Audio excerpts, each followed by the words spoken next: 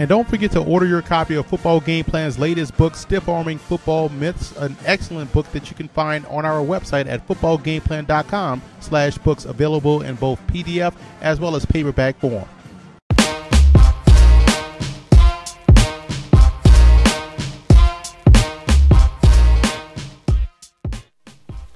Welcome to footballgameplan.com, where football makes sense. I'm Memory Hunt, the czar of the playbook. Bring you our 2014 NFL team preview for the reigning Super Bowl champion, the Seattle Seahawks. We're going to take a look at their offense, their defense, as well as their special teams. But let's start off on the offensive side of the football with the quarterback position. I wonder if the critics think Russell Wilson is tall enough now. Wilson is entering his third year in the NFL and has thrown 52 touchdowns to only 19 interceptions, completed 63% of his passes, and has a 100.6 passer rating. And yet people still question whether or not he's capable enough of getting the job done. I guess if he wins his second Super Bowl, then the noise will start to quiet down. In free agency, the Hawks traded for former Raiders quarterback Terrell Pryor, who got a raw deal in Oakland and will be given every opportunity to showcase his quarterback talents while competing with veteran Tavares Jackson for the number 2 job, giving Seattle the best group of quarterbacks in the division and maybe in the NFC.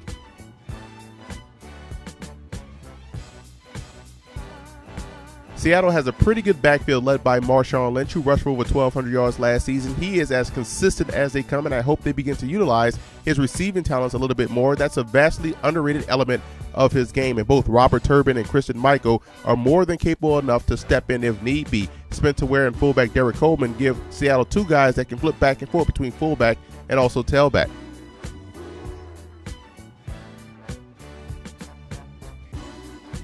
Even without quote-unquote game breakers, the Seahawks get very good production out of their wide receivers this year. Even without leading receiver Golden Tate, who left via free agency, will be a much different unit because of 2 players, Percy Harvin and rookie wide receiver Paul Richardson out of Colorado.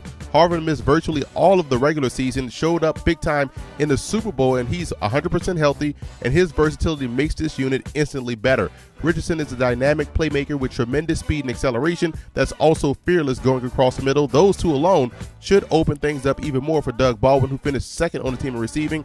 Baldwin could be Wilson's number 1 option, as he's consistent and he's also dangerous after the catch. Ricardo Lockett, Jermaine Kearse, and 4th-round pick Kevin Norwood will battle it out for the 4th and 5th receiver slots. At tight end, both Zach Miller and Luke Wilson are dependable targets that also do well in run blocking.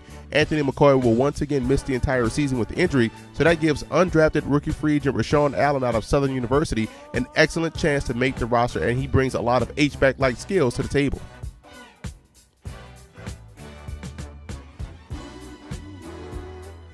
The Hawks want to get better protection up front for Russell Wilson, mostly on the right side. They lose Breno Giacomini and drafted Justin Britt out of Missouri in the 2nd round. Britt has the inside track to be the starter, and they recently brought in Eric Winston as a safety valve in case Britt struggles early on.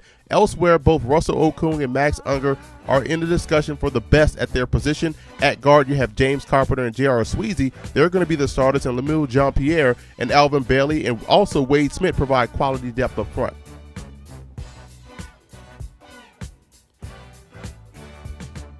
Despite the losses of Red Bryant and Chris Clemens, the Seahawks still have enough talent on the defensive line to be successful. This year, Cliff Avril and Michael Bennett are the full-time starters, and both guys combined last year for 16.5 sacks. And they also get back Greg Scruggs and Jordan Hill on the inside from injury. And they got great defensive tackle play last year from both Brandon Mebane, who played lights out last year, and Tony McDaniel, who also had an outstanding season.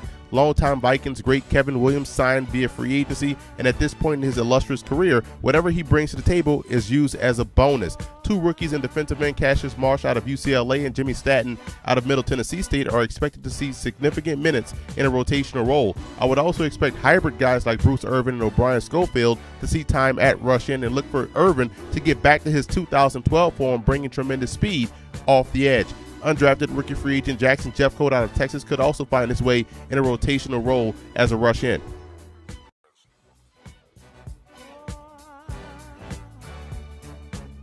I'm a big fan of the Seahawks linebackers because all 3 guys, Malcolm Smith, Bobby Wagner, and KJ Wright, are all capable of playing any of the 3 linebacker spots while also excelling on both ends of defense, so they're fine with their starters. The real focus is to find depth, which is why in the draft they selected Kevin Pierre-Louis out of Boston College, who can play weak side, or strong side, and also has that blitzing ability that you look for. That's why you have guys like O'Brien Schofield on your roster, whom you signed before the season began. Corey Toomer is returning from injury. He's a big-time player that can play inside or outside, and I would keep an eye on undrafted rookie free agent Brock Coyle out of Montana, who will get a long look in the middle this preseason.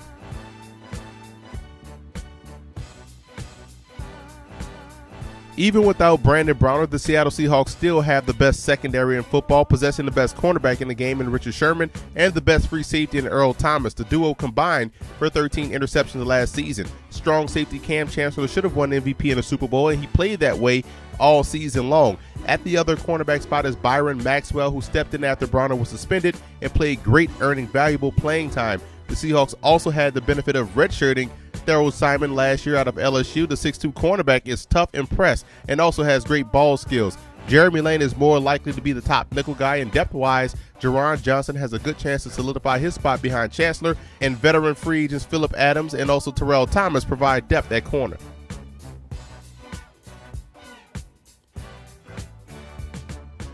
There's a strong kicking unit here for Seattle with kicker Steven Hauska, who connected on 94% of his field goal attempts, scoring 14 out of 15 from 40+, and punter John Ryan, whose directional punting skills are second to none. The return game is a little iffy, mainly because you don't know how much Percy Harvin will be utilized as a kickoff returner this year, and as for punt returner, will they utilize Paul Richardson or Jermaine Kearse to fill Golden Tate's shoes? Those are questions that have to be ironed out before the season starts.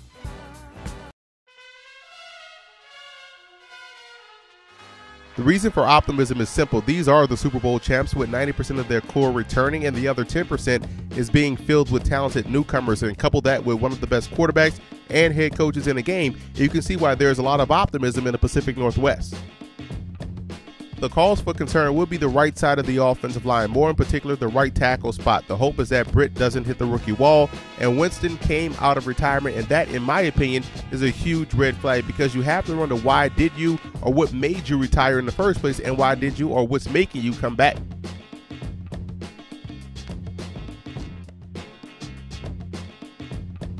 The road to the Super Bowl for the Seahawks goes as follows. Number one, the passing game becomes dynamic again. With a healthy Percy Harvin the entire season, along with Paul Richardson, I think they can be even more explosive than what they were last year. And new fill-ins on defense have to excel. That's Darryl Simon, Kevin Williams, Jordan Hill. If they can step in and fill those reserve roles, I think they can do fine moving forward. And they have to get better on third down on offense. If they can stay on the field, sustain drives, the Seahawks can find themselves back in the Super Bowl this year.